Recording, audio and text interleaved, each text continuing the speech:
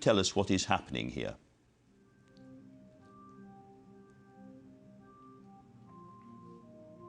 I cannot see, this video. This is not the first time you show me. I still remember last year you showed me what is happening in Xinjiang. In Xinjiang, exactly. But let me tell you this.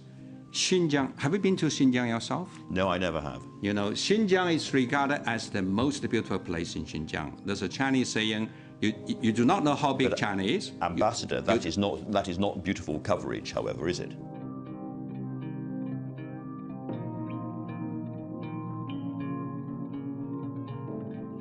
This is quite a significant report from the Australian Strategic Policy Institute.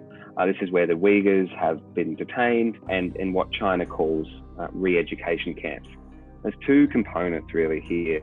The first is that construction on high security Tier 4 facilities in Xinjiang, the autonomous region in western China, has increased. Now, the purpose of that is for China to ostensibly increase its detention and surveillance of the Uyghur Muslim minority.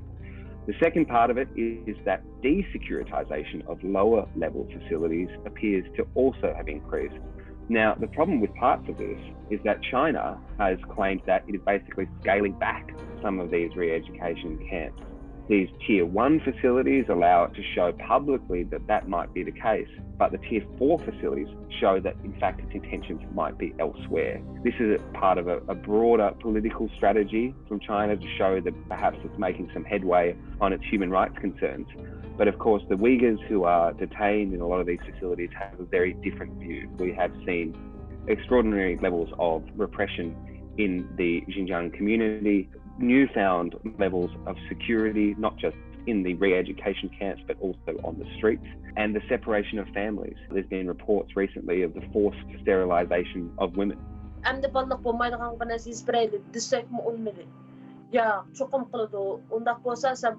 Oylama anda olsa yana ögünüş degan narsani sen hozir chiqqaning bilan yana ikkinchi qatim kirmayman deyolmaysan. Agar birisi a qildi, meğer birisi a qildi.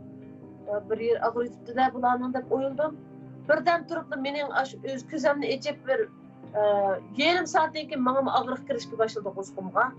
Shuning bilan men boshlar o'xshashlar o'rashga boshladim bu yerda. U shunda mujuvotida o'qo'saq degan. There's no so-called, pervasive, massive forced sterilization among Uyghur people in China. It's totally against the truth.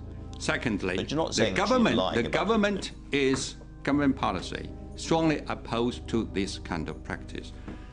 But I cannot rule out, single cases for any country. There's, single cases.